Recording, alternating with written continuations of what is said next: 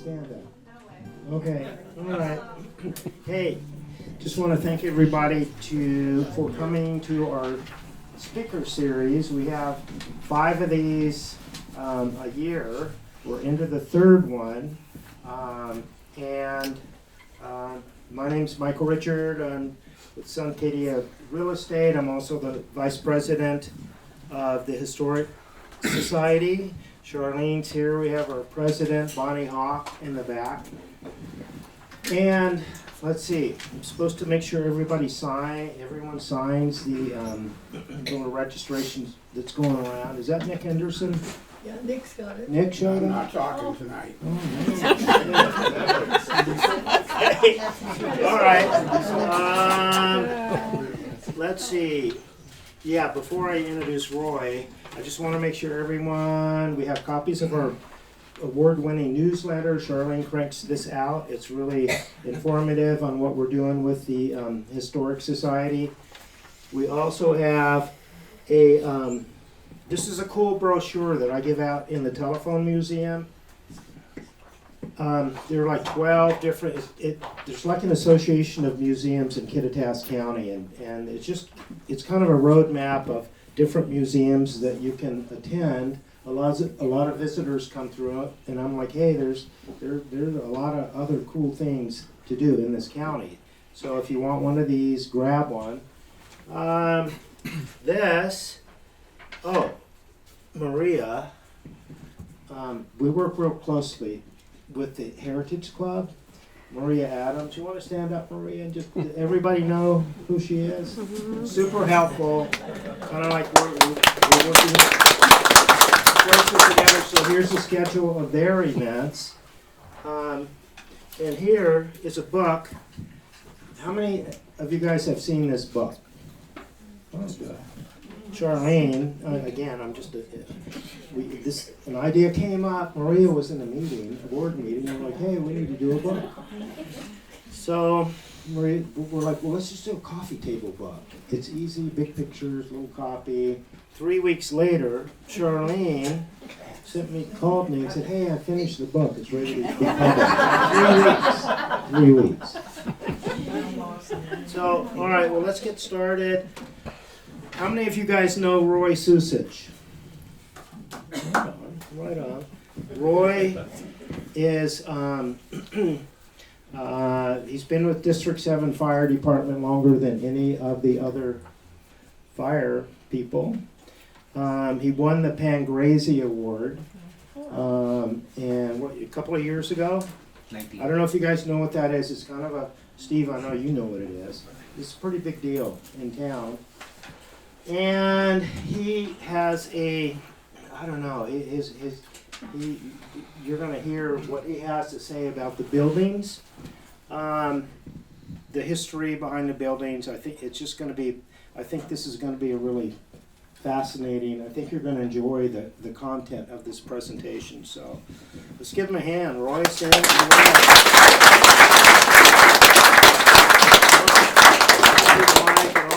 We'll just get started. Let's just start. Oh, we're not supposed to talk about this building, are we? Well, I'll talk part of it. Let's go to the front so I don't get all tied up here. So let's start with this building. Roy, you wanna? Okay. What can you tell us about this? That building there was built after the fire of June 25th, 1918 and 1920, as you can see. And that building originally housed the J.C. Penney's. Cleveland had an original J.C. Penney's clothing store before a lot of the other towns did. And that was pretty much up into the case until probably in the late 1950s. And then Steve Pardini, who was a local businessman here, opened. He was a shoemaker prior to having that store. Pardon? No, Steve's phone. Is that you, Steve? He opened a clothing store there, and I'm sure some of you remember Pardini's family wear that was there. And that operated until about 1980-81, and then it became Ballard's Boutiques and Basics. And Lisa had it for a while. And then from there on, it became a number of things. It was a It was part of the Longhorn Tavern, and then Intermountain Appliance was in there, and I think Steve worked in that very building. And now it's base camps and books, and it's usually been occupied, but it was built after the fire. It's amazing, Claire. It really it is. You ready to move on? If you. That's the old Muss drugstore, and John Muss owned and operated that, and it used to have a soda fountain in there. I don't remember that, but it was, but you could get like a soda for 5 or 15 cents or whatever, and then the drugs were in the back. He also had one of the very first floral shops. He sold flowers for weddings and funerals and whatnot have you, but he had the floral business in there too. And he operated that until 1981, and then at which time Johnny Cavallini took it over and ran it as just a drugstore. They phased out the floral end of it. And of course, the soda fountain had been long disposed of. And he operated that until about 5 or 6 years ago, when it became very difficult for small pharmacies to compete with insurance. So I believe it's now a gift store. I think Debbie Slack runs it, I believe. She has something to do with that. Okay, that's the old Crutcher Jones building, and that was also built shortly after the fire. That was occupied first by a company called Costello and Duffy, and they had a clothing store, and they were a mainstay in Cleveland for many, many years. It was a kind of like a menswear, and they had virtually almost everything you needed, because in those days people dressed more formal more often, like for church, or just put on a suit for Sunday. A lot of people did. And as time went on, styles changed, and then Howard Crutcher took that store over. I'm gonna say about 1953, right in there somewhere, I'm not exactly sure. And he ran it for a number of years as Crutcher and Jones. He had a partner named Jones. In later years, Mr. Jones was out of a partnership, but he kept the name until it closed, and then it was just Crutcher's. But he operated that store, I'm going to say about 1984, 85, right in there, and then it closed, and it became a number of different things. Today, I believe it's a hair parlor for women and cosmetics and whatnot have you. And I think that's what it is today. I've never been in there recently. Anyway, they had Stetson hats. Men used to wear hats back in those days, and part of that store was a haberdashery for men that wore hats, because in those days hats went with your suits.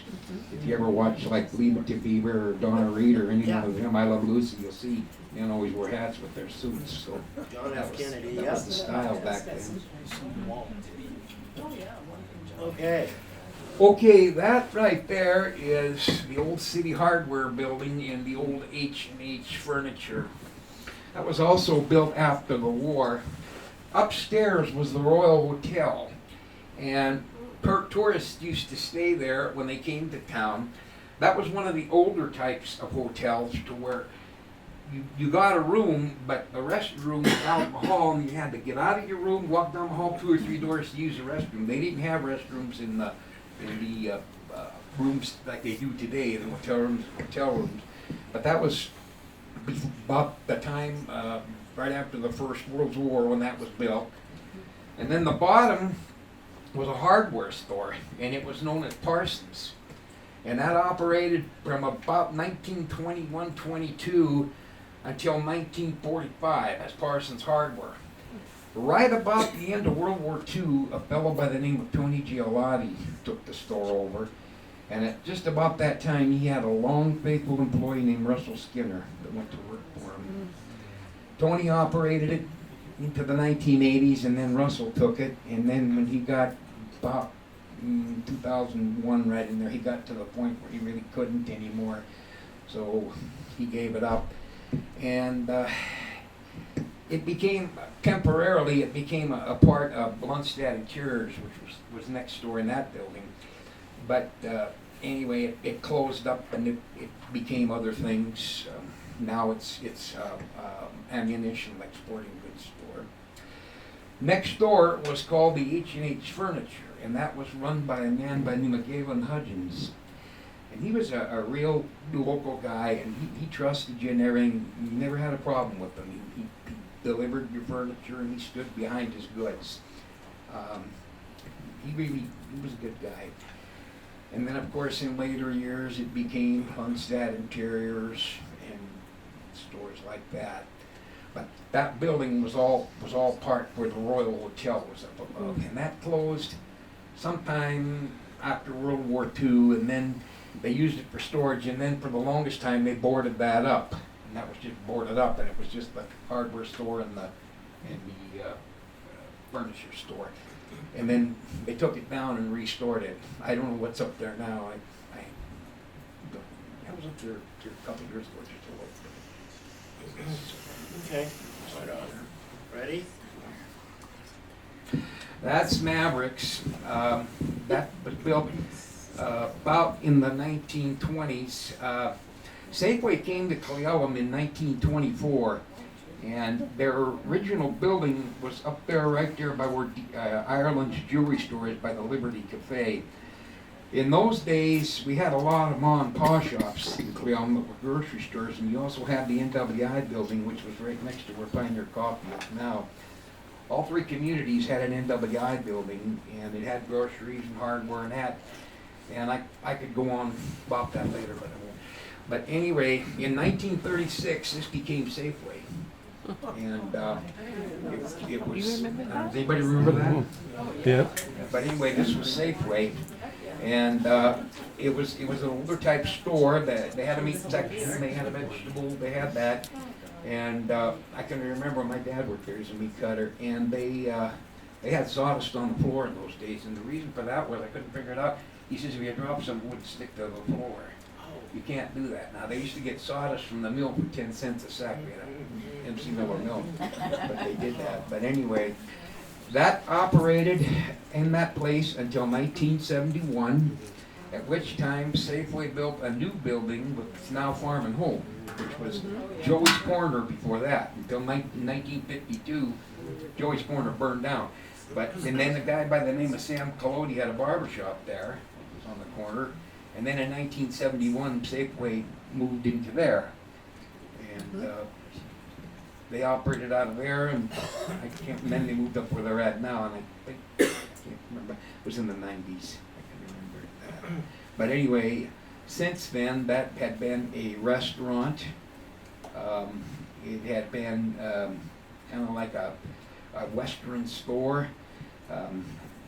Cavallini ran the restaurant, and they used to have entertainment and dancing, and that was quite the hot spot in the 1970s. They had an accordion player and a banjo player there by the name of Al Faber, and he was quite good with the accordion. And then of course that left, and some other people did from throughout the years took the restaurant over, but it never really made it go for any long period of time like Cavallini had it. Okay. They had good food and a nice smorgasbord. It was a good place to go. And now Mavericks, and I don't know what's going in there. Mavericks, now it was a clothing store of types, and I don't know what's happening to it now. But that was quite the place. It served as a Safeway and quite a popular entertainment spot in the 70s and 80s. Was this facade put on after it was built? Yes, it used to be green when it was Safeway. I always wondered. Oh, okay. And that was put on later on. Always wondered. Years later. I'm not exactly sure the date on that, but that was put on later. Okay. You ready? Okay, that's the old Longhorn Tavern. Who's been? Nick? What? Have you been in that tent? Did you spend any time in this tavern? There's no proof.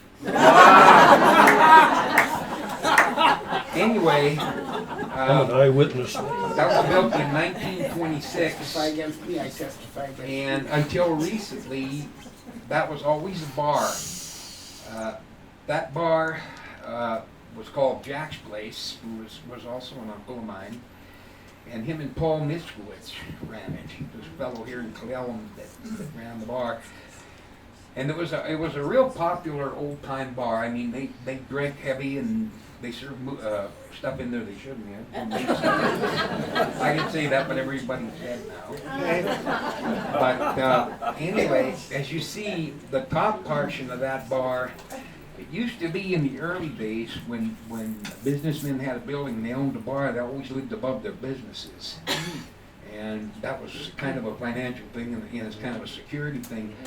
But as years went on, that was made a tavern. The top side of that building was used as a union hall, meeting hall. And MC Miller, 2699, had their meetings there. Number 9 had their union meeting. We had coal mines here with the NWI.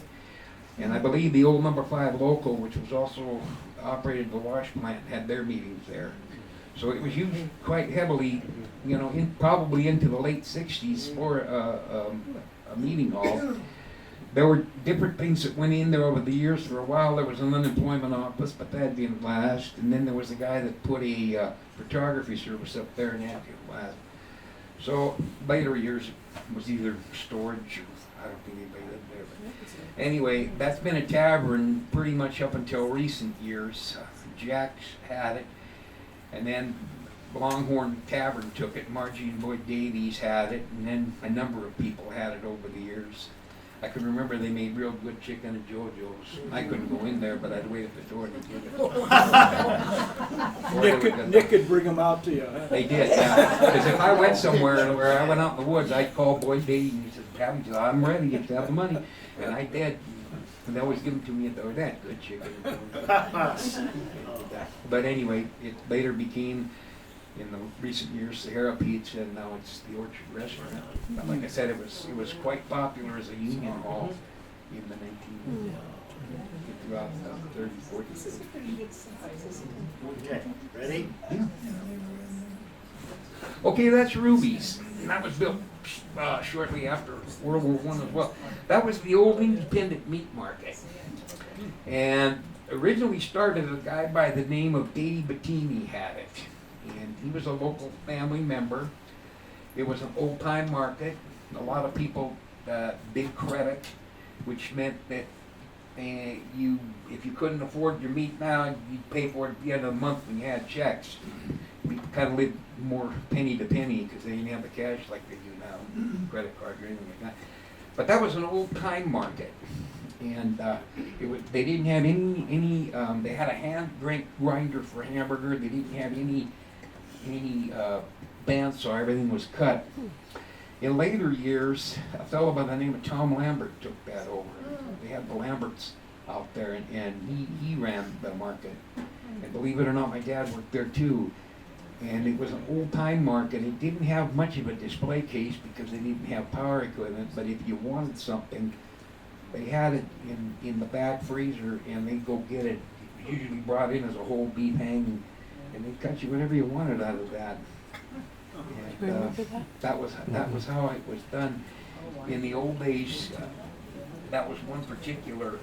They didn't have a meat slicer, but they sold lunch meat, but they had to cut it with a knife, and it would be thin on one side and thin on the other. And my grandpa said it looked like they're cutting this off a rock because it was never even. But that's how they had to do it before they had electric slicers. And it was vacant after Independent left for a number of years.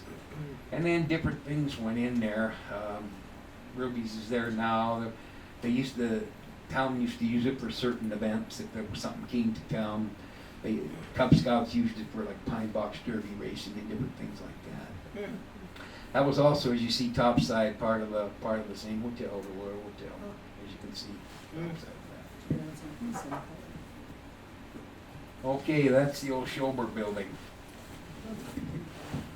This building here, it was built in 1919, as you see, and this building where Bose is was called the Cleolum Tavern, and it had been a tavern for many, many, many years. And they had it, Augie Petrich and his wife Mary had it, and I remember that they had a kind of a display of pipe tobacco and that you could also buy, but they also made milkshakes, and they were very, very good milkshakes. And I can remember as a young kid I used to get a milkshake there until they stopped it.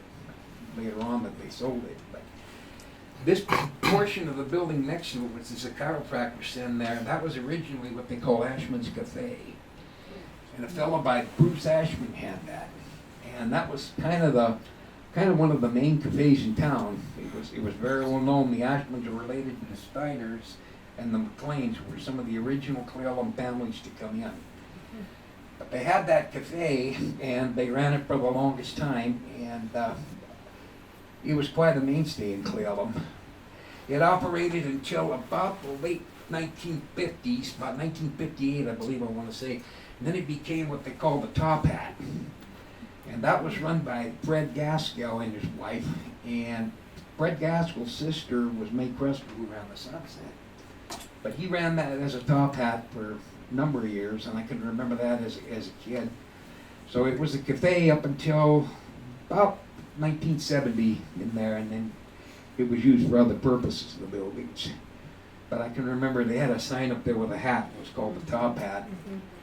And the upstairs of that building was used for many, many things. Meetings, storage. If people needed, they had different jobs up there. Top of there for a while, Stanley Seddon had his law practice. He was a lawyer here in town. And he worked out of that top of the building for many years until he worked very late in life until he moved across the street.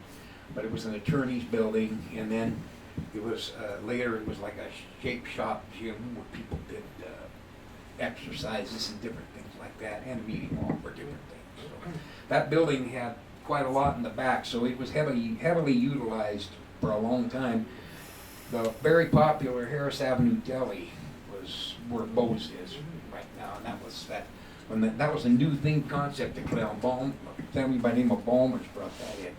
And Cleveland had never had pizza like that before, and I can remember in high school that was the place to go, because it was just, because Cleveland got into the 21st century a little bit later. But anyway, that was the place. And I'm sure anybody in here will remember. We used to go there. Boy, that was a treat. That was a treat. Because we didn't go out to eat much, and boy, when you did. But Ballmer's had it, and then a little later, Chris and Linda Radford had it. And that was, like I said, that was the place. Okay. That's Golando's Sausage Building. That building was also built in 1926.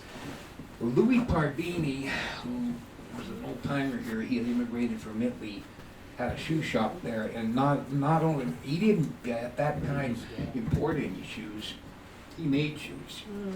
And they made them to sell. And a lot of times, if you wanted a certain shoe made, like the miners did, you'd go in there and you'd give him your size, and he would make the shoe for you. And it was the same with the loggers. He made shoes for them, and he put tacks in them when they needed corks and that. But that was an Italian feature that was very, very well known in its day, because like people told me if he could actually make a pair of shoes, that you could never wear them out. And in those days, there was a lot of coal miners here, and there was a lot of loggers and that, so there was a high need for shoes. But in those days, too, they didn't have the disposable shoes like they've got now. So if your shoes did get worn out, you take them back in, and he'd resole them or fix them. And they'd be as good as new when he was done with them. And you might use that. I knew a guy who had a pair of shoes for 42 years. And I think he still has them. He kept getting them fixed. And then a little later years, his son Steve was also a shoemaker. He learned from his dad, and he was in that shop. And about the time, 2 or 3 years into that, he opened the Pardini's Family Wear up the street by where Safeway was. And his son Robert Pardini, who was here for a long time, I knew him, he had a shoe shop up there by where Kazas's TV place was. The post office used to be there, and there was the Tribune. Was the Minor Echo at first. But any rate, in later years, Steve moved out of there, and Robert took that business over. He ran it till 1974. And then for a little while, Bowie came back in, but he was quite older. He just did a little bit repairing and that until it closed. And then in 1986, Galando Sauce opened, and that's what it currently is today. I don't know if you have a picture of the building next to it or not, but anyway, I believe that's a teen center or whatever it is. But in 1953, when Willard and Dolores Chase moved to town, they started the Tribune in that building. That was the original Tribune, because the Minor Echo, which was ran by P.D. Peterson, was up on the corner up there across from the Eagles. And then when P.D. went out of business, they moved up there. So I don't know if a lot of people knew that, but that was the Minor Echo, or the original Tribune in 1952. Ready? That's the auto rest. I'm sure most people that have been around here have lived here. Miles Swenson and his wife ran the auto rest. The building was built shortly after the fire, and it had a fancy bar. Part of the bar that survived the fire was like an oak bar, and I remember it had a fancy floor too. Part of it you can still see. It's Darrell Ellis's office now, but it served real good food, and it was considered one of the higher class places in Cleveland at the time. They used to have booths in the back, and you pressed a button to get the waitress, and everybody thought that was neat back then. But I also called them the pie makers, because they did a lot of baking, and I think twice in my life, if I was ever good enough, Mom ordered a pie, and they made like lemon meringue pies. They made them, they made them for weddings or funeral or anything. But they also baked other things. They made good potato salads and stuff like that. So they were kind of an early day caterer, so to speak, to different services and that. And Laos Swenson ran. I knew a lot of the girls that worked there and everything. They were ladies. It was really a good place to go. It had become a number of things after that restaurant. It was the attorney's office. Harold Diverson has his dad's service in there. Different things like that. So it served quite a bit. Okay, that's the Kickseller Tavern. Used to, a long time ago, be the A.B. Tavern. Then it was the Royal Tavern, and now it's the Kickseller Tavern. Anyway, that's located right next to where that new barber shop is supposed to be, But anyway, it's always been a bar, and next to it was Dr. Leverill's building, and then next to that was the Reed Hotel.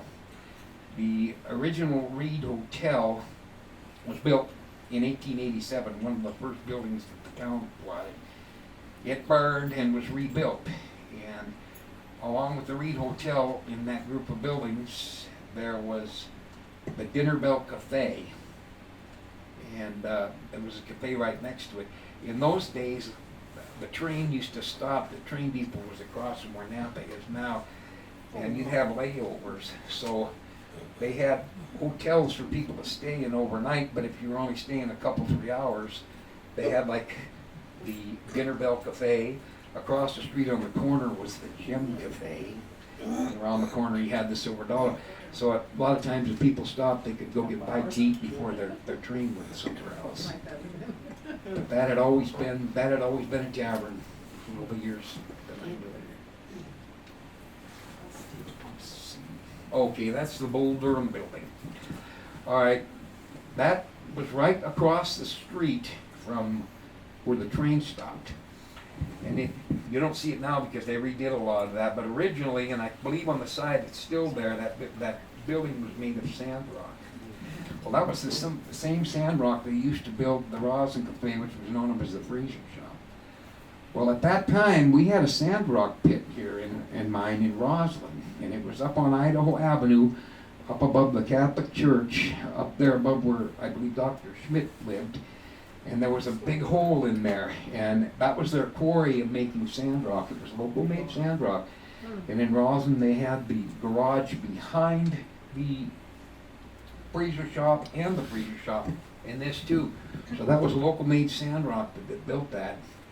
That building has quite a notorious history.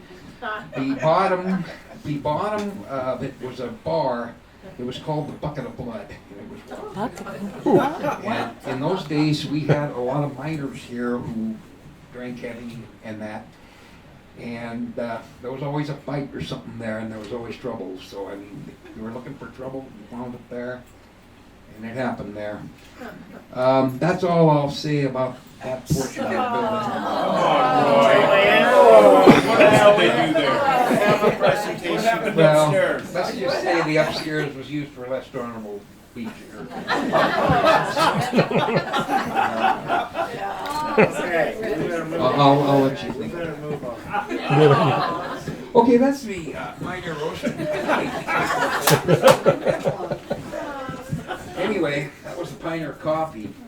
And that building was built shortly after World War I. There was something in there prior to that, I don't know, but up until about from 1923 until 1945, that was Cleome's bowling alley. And as a kid, my dad worked there too. But they, in those days, they didn't have automatic pen setters. They hired these kids to set up these pens, and there were 4 lanes in there. And it was kind of the entertainment center because that's what they had back in those days. It was operated, and a lot of people went there, both young and old. And then, of course, upstairs they rented rooms out. These were clean rooms, but they rented them out to like people, you know, that like stayed overnight, or like single people that just needed a place to live. And at any rate, that stayed the bowling alley until 1945, before the war ended. At that time, Ed and Amelia McCain, who had McCain's Drive-In down at lower end of town, operated a grocery store there. They put the Fairway Grocery in. And that was there. And then they operated that until 1953 when they opened McCain's Drive-In, which was very popular in Cleola, quite well received. But some people by the name of Macaulay owned it, and they operated it probably until about the 1960s. And I can remember Tilly Hines had it. Tilly, we used to call it Tilly's or the Fairway. And it always had good lunch meats, and they had a good lunch meat counter and made sandwiches and stuff. So it was kind of really a neat place. They had good stuff. And then she sold it, and there was a guy by the name of John Hooper who bought it. And he maintained all that.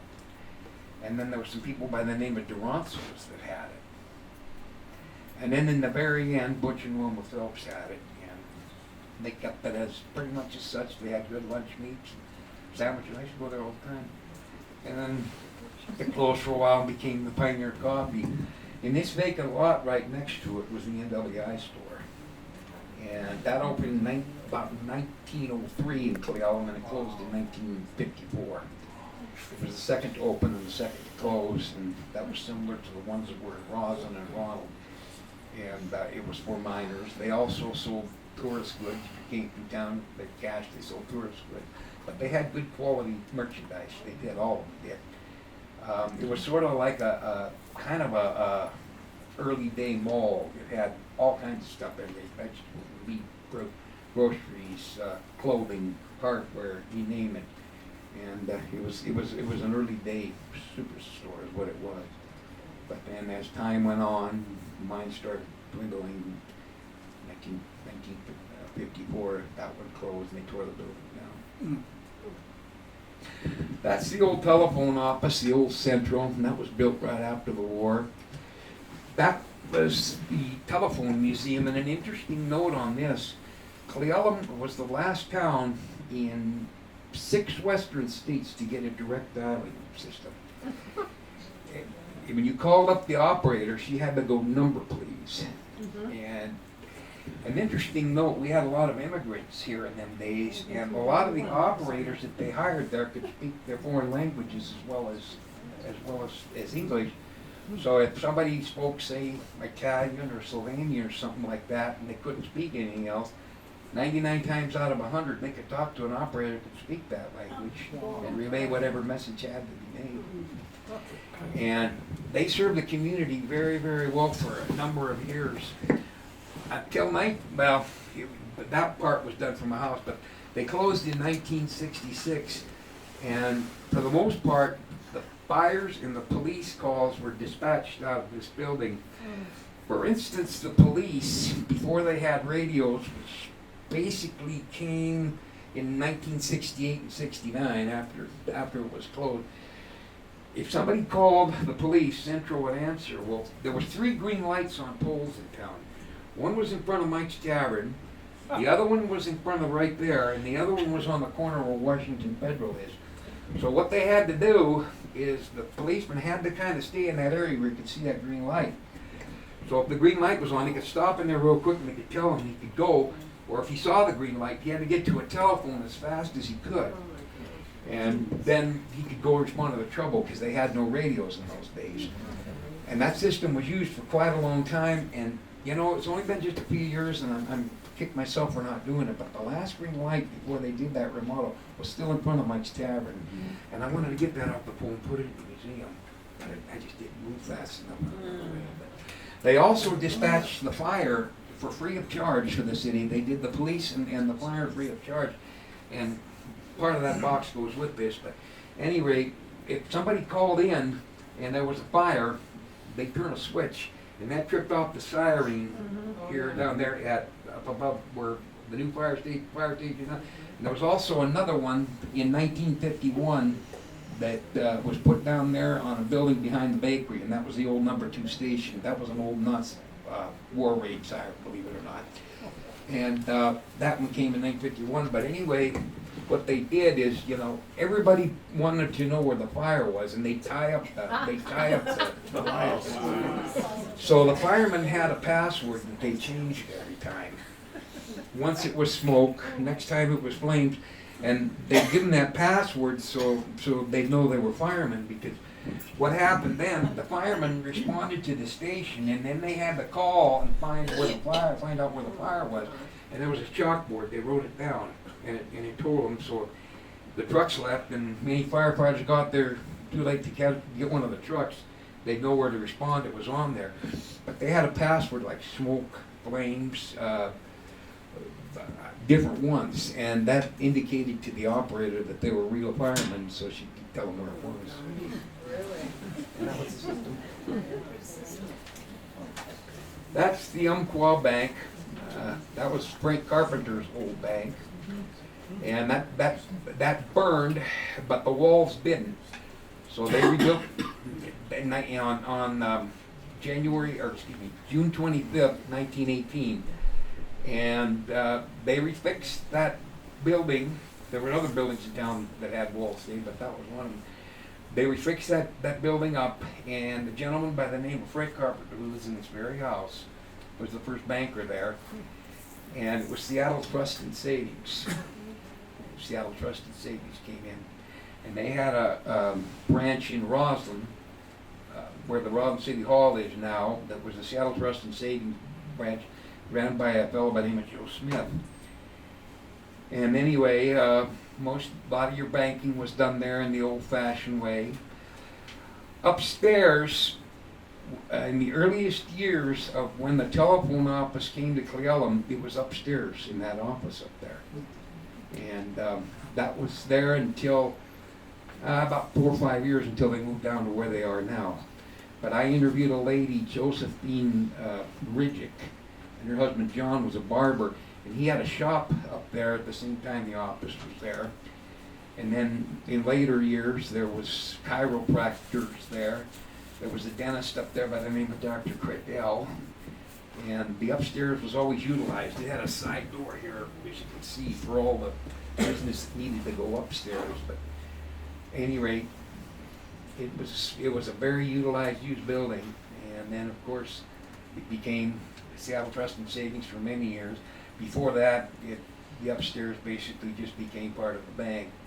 And it moved on to Key Bank and Sterling Savings and Umpqua on that. That was the financial part of town and a high business part of town for the early 1920s. And that Josephine Ridgick was just a young girl when she went to work for the company she started. That? Yeah, they have safety deposit boxes in there. Am I leaving anything out, or should we talk? Here we go. You ready? Next. I think that's it. What, is that it? 17. Okay, well, let's do this. Hey, what about the old hotel? Roy, wasn't there an old hotel? Which one are you on the talking about? corner? The On the Travelers? first- Travelers Hotel? Yeah, the Travelers. Yeah. That was built about 1919, and it burned on August 12, 1955. There was a gentleman by the name of Greenberg had that, and he was also a master chef, and made really, really good soups and stuff like that. And the lights that were in that building were after the building was in the process of being torn down, and then some guy that shouldn't have been working on it had set a fire in there to warm it up while he was in August while it was being torn down. Well, he didn't know that the chimney had been sealed off, so the fire had nowhere to go but straight up into the wall. So my dad was a rookie fireman then, and they had him going all afternoon, but they had help from Rosin and everywhere. But those lights that were in the hall as they were carrying it down when the building was being torn down but were salvaged are in the Masonic Hall, which is above the post office to this day. And they're still there. Ian Ireland told me that. And they're still there. So anyway. Wasn't there a taxi, Roy, to taxi? Yes, there the was. bus? Yeah, Buchanan Brothers had a taxi service there, and they ran it out of And there. I thought Ernie Bondo's relatives. I don't know. I Had knew a that taxi Buchanan, there. Clyde Buchanan ran a Yeah. taxi business out of there. He did. I'm sorry I didn't omit that, but I did. But it burned to the ground in 1955, and then it's basically been a gas station and stuff like that afterwards. The Reed Hotel, which was on the corner there by where Dr. Lever used to have his office, if you remember that. But anyway, it was on the corner now where Cleella Manor is. That burned on March 24th, 1957, and that was an old wooden type hotel, which housed the Dinner Bell Cafe. It burned next to it.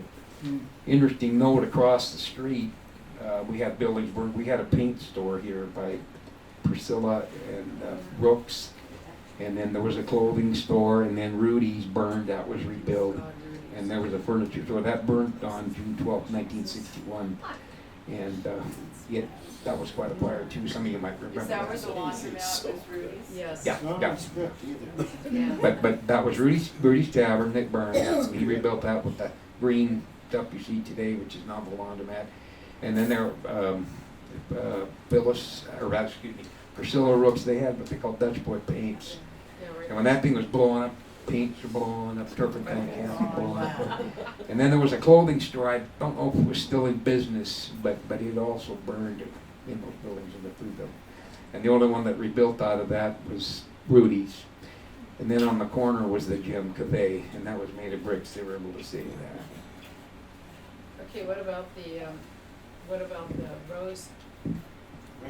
The Rambling Rose, what was that? That was the Hotel Birch. Oh, that was. That was the hotel, and that was a respectable hotel. And I was just gonna ask. anyway, it as again it catered to the people that got off the trains that had to stay overnight, or tourists coming through. And they had a restaurant downstairs, and it was an old type hotel, and it operated up until about the mid-60s, and then it kind of became rooms for rent, and then it became apartments, and the bottom. Didn't it, when the people that started or bought it, cleaned it up, became it the Rambling Rose? Was that, yeah, that was the hotel, right? Yeah. They Well, the hotel was the renamed Hotel Birch. it. Right, but the Rambling Rose, the people that bought it took it back to being a hotel. Yes, After that, yeah. they did. Yeah. And now I think I'm not sure, don't quote me, but I think it's kind of permanent apartments for some people now. Yeah. Because I don't know if a hotel works anymore, you know. The hotels were one building, the motels were like motor courts, and they were. Right.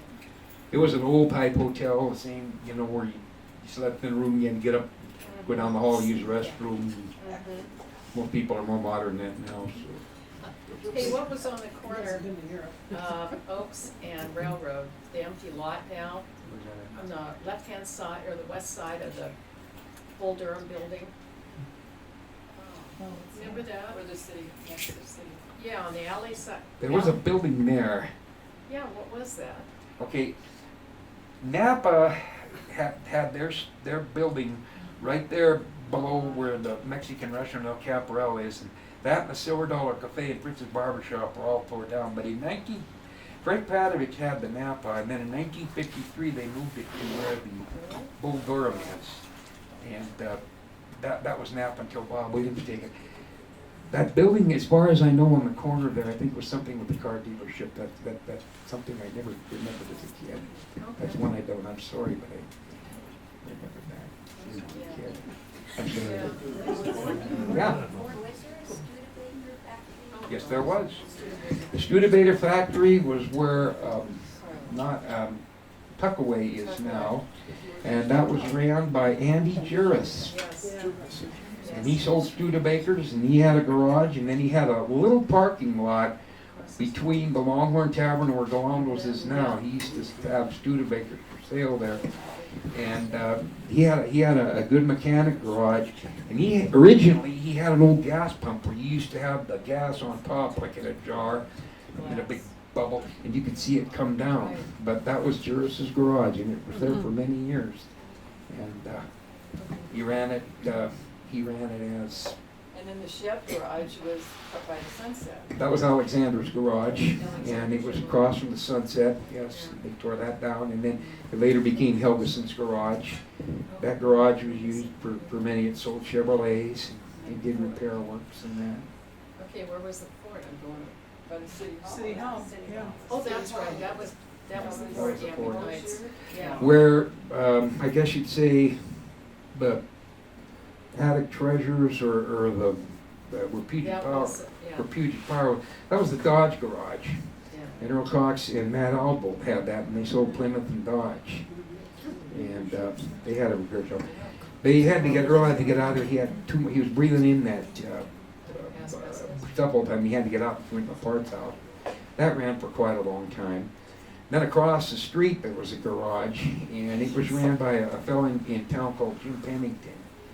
And he was a good mechanic. He worked on the older type cars. He was the kind of guy that if you had water in your gas, he'd taste it. And he put it in his mouth. Some old mechanic did, but he did. And he could tell you if the gas was any good by doing it. Wow.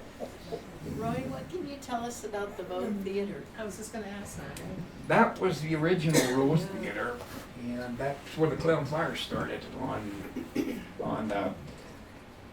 June 25th, 1918. That's where the fire started, and it burned, as you know, all the way to about where the Chewing Butts is now, maybe a little bit south of that.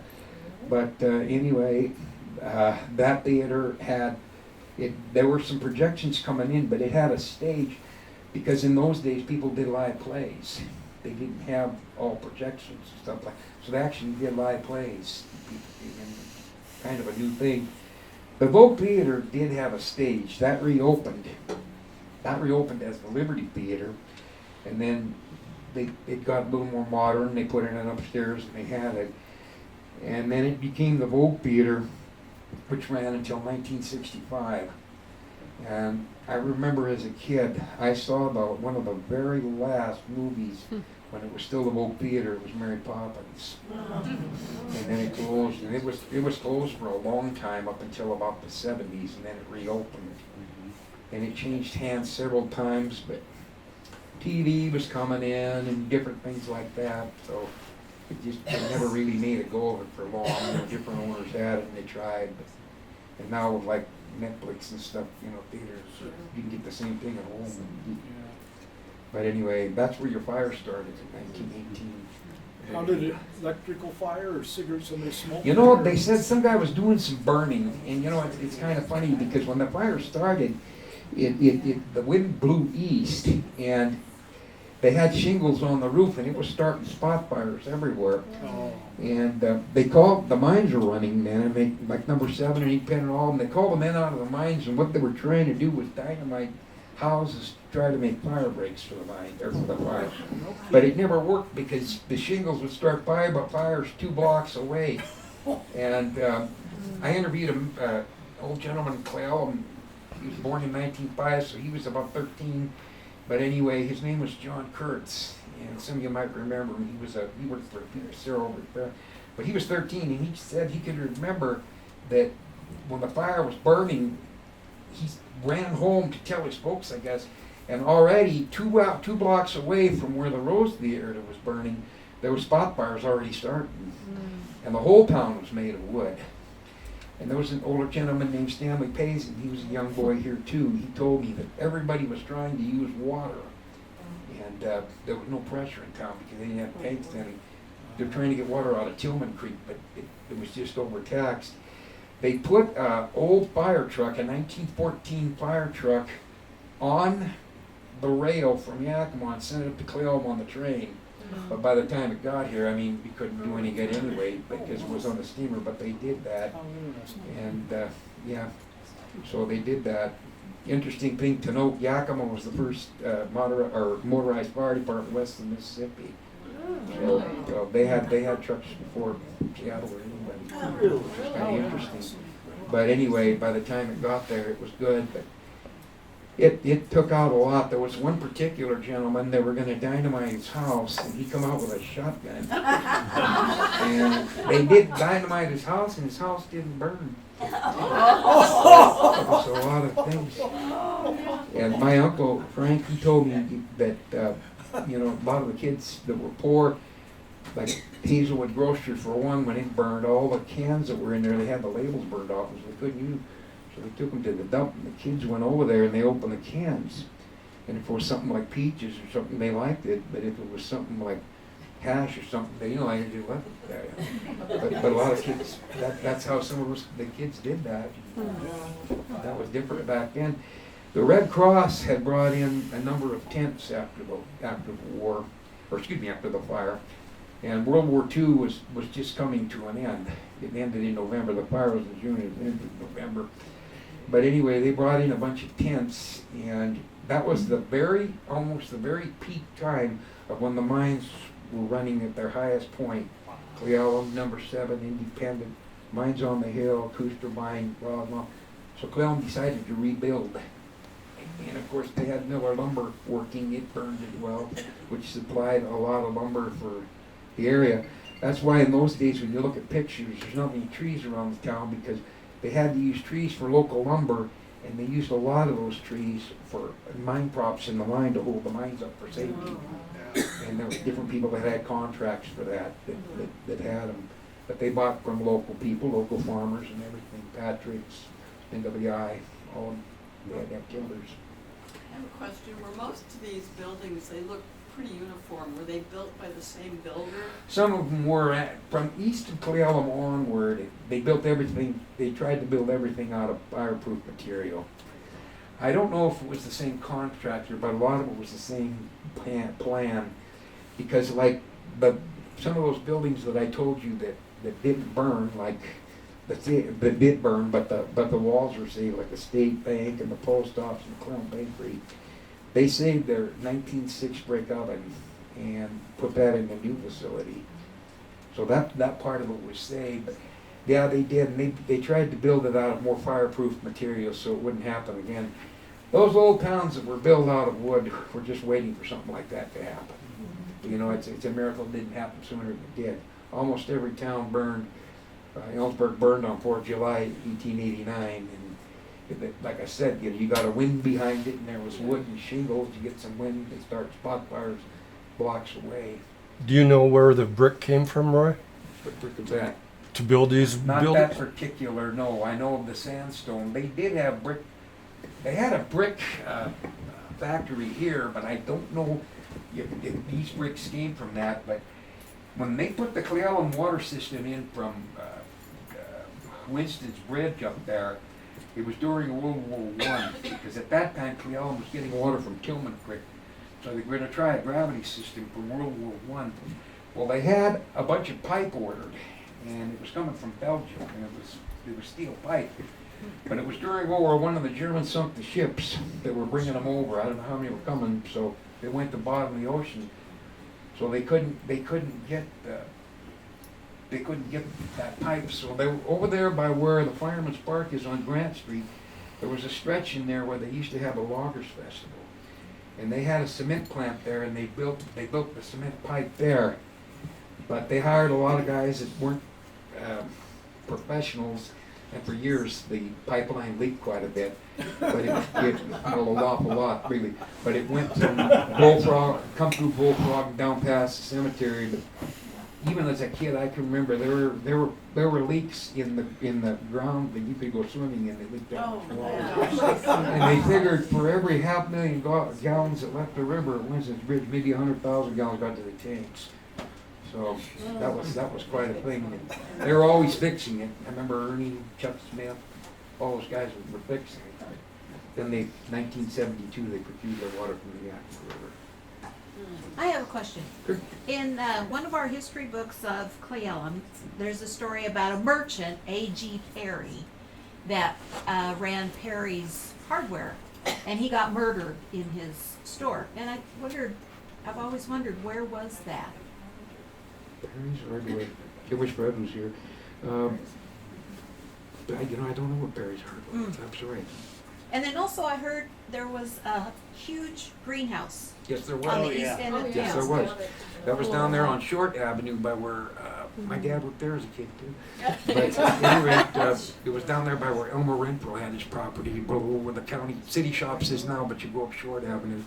And they were quite, Boren was his name, they were quite busy and they raised a lot of tulips, and it closed about 1950, and they had ran that from the Depression on. But his name was Borum, and he raised flowers and little bushes and trees and everything. They made shipments by rail to the west side a lot. But he had it in the winter months. He grew stuff right through the dead and coolest days of winter. He had it covered in that. Boring. And then if you see the road, the road's called Floral. Yeah. Laurel Avenue. Yeah, and that's where it was, isn't it? Yeah, Oh, going up that way. But it was Yeah. kind of over more toward where we're all kind of going kind of that way towards where Elmer Renfro lived. Kind of like I'm It sure. was to the front of Tommy McKnight's, and behind the county Yeah. shop, Wayne owned all That's of what, that. yeah. But they had a flower shop. Where the Brass Bucket Tavern is. Yes, yes. I used to Smoivers go. come to mind. Pardon? Smoiver? Smoiver. That was right. That's Smoiver. Is that, who had the, They had fish. Smoiver. no, the flower shop. She didn't have a lot on the shelves, I remember A lot of that. it was local stuff too. Yeah. And, it was interesting that way. Yeah. That later became a tavern. Emil Pavlini had that later, but yeah, the floral shop was where Brass bucket, yeah. Okay, let's move on to show and tell. All right. You ready, Roy? We got a couple minutes left, but Hope I didn't bore you all. no, you don't.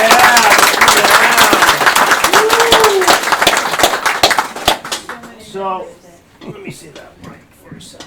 I know, it's too bad. So Roy and I were sitting around somewhere, I don't know, a year ago, a couple years ago, Gravity Coffee, and he's like, hey, I know where the last, what's this called, a firebox? Fire alarm box. He's That's like, where it "Hey, went. Yeah, that's where it went, it's up by your place. Corner of Reed and Fifth. So he's like, I know where the last firebox is in Cle Elum. And I'm like, really? Well, let's go find it and show it to me. So we drove up, and sure enough, I mean, this firebox is up there by 6, number 7 mine, up in that area. Yeah, it's on Reed and Fifth. So Roy's like, well, I didn't get that light that was in front of Mike's Tavern. I said, I need to get this box. He was like obsessed. He talked to the city, he got permission, and he's like, oh, I'm gonna get this thing. And do you wanna tell us a little bit about the box, Ron? This was Cle Elum's original alert system for their fire. It was actually designed by an electrician the NWI had in Roslyn by the last name of Brooks. And he was way ahead of his time. He was high in electrical knowledge and everything. But anyway, just before the United States entered World War I, before that they had a big bell in town that they rang. But anyway, before World War I, he designed this system. There were 14 of these alarm boxes around town. There was 14 of them. I know where every one of them is. I'm going to tell you where every place was. But this was the last of the Mohicans. And it is. It's the last one. And if something happened to this, it is. I want the museum to have this so they can do it and give a little story. But anyway, as I said before, this guy was an extremely intelligent electrician years ahead of his time. So he designed this system. And what it was, basically, when you open the box, it had a light switch in it, just like a regular wall switch, but it was up instead of down because it worked off the electronic system, and there was it had to trip the siren. So in the old building, the old fire station that was there, it was tore down in 1938, but this system was still continued on through then.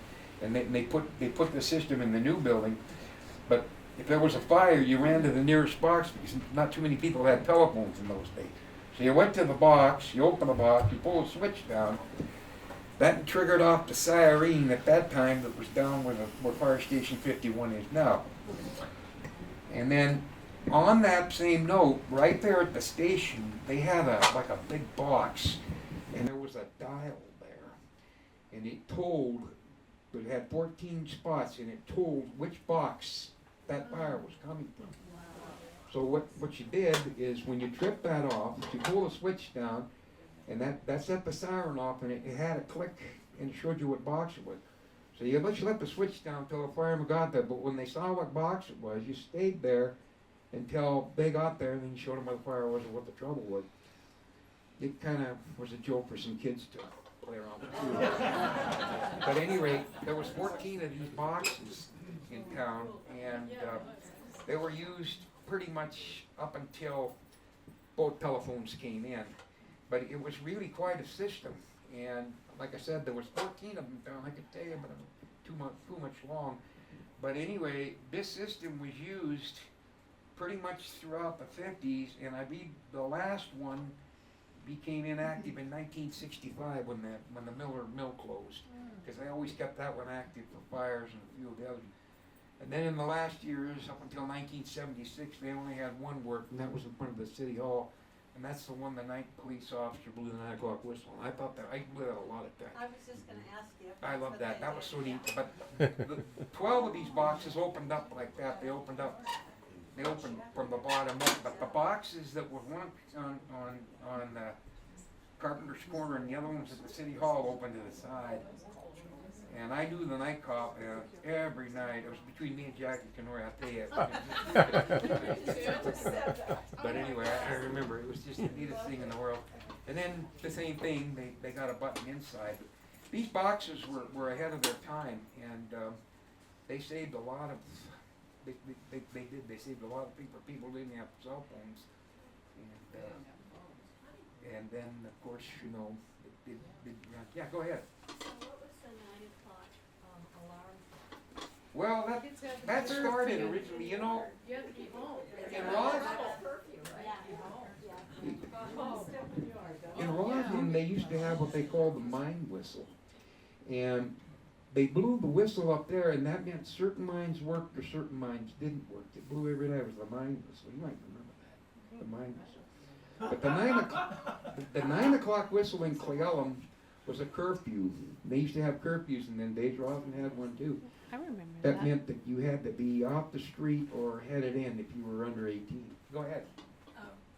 Right, we thought it was a curfew all those years in Roslyn too. I think it was because, When that 9 o'clock whistle started going, well, it'd start real low and then it'd start, we would run like crazy. well, you see, up until Jimmy Carter became president and that, they had curfews all over the United States. But you see, with the right Prevsyak and everything he did, they eliminated. They still blew the 9 o'clock whistle for some years after that, mostly to test the whistle. And when I was working with police, I used to work with the police a little bit. I asked Bill Ross, I said, "What's it mean now?" He says, "It's 9 o'clock."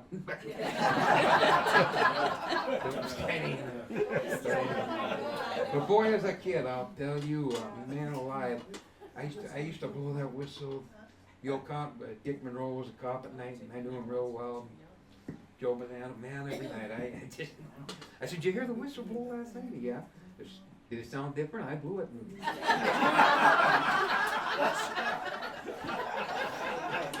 But anyway, I'd like to give this box to the museum because it's the last one to be on display.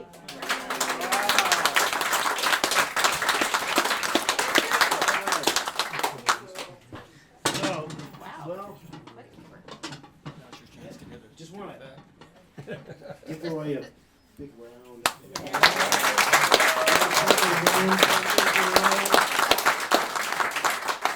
Yeah, we might have to bring him back. He's got some more stuff like that in his house that he could, we could have a little show and tell.